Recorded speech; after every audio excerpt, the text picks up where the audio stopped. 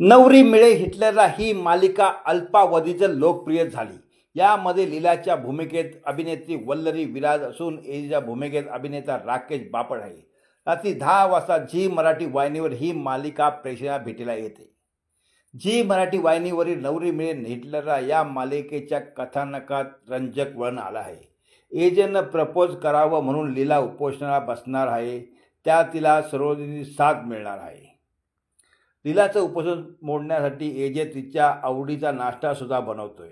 पण काही केल्या लीला उपोषण सोडत नाही. सुनासुद्धा लीलावर बारीक लक्ष ठेवून आहेत. शेवटी एजे स्वतःसुद्धा उपाशी राहण्याचा निश्चय करतो.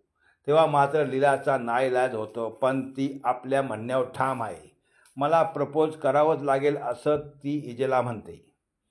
जी गोष्ट अंतरासोबत झाली ती लीलासोबत होऊ नये अशी भीती एजेच्या मनात आहे. म्हणून तो अंतराच्या फोटोवर जवळ जाऊन त्यांच्या मनातली भीती बोलून दाखवतो.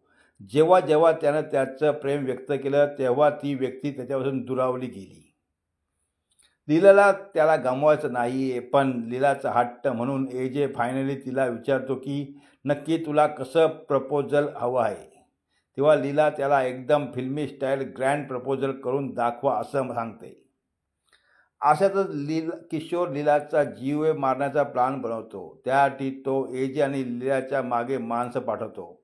आता एजे फिल्मी स्टाईल प्रपोज करू शकेल की खरंच एजेच्या मनातील भीती खरी ठरेल हे मालिकेच्या आगामी भागात पाहायला मिळेल.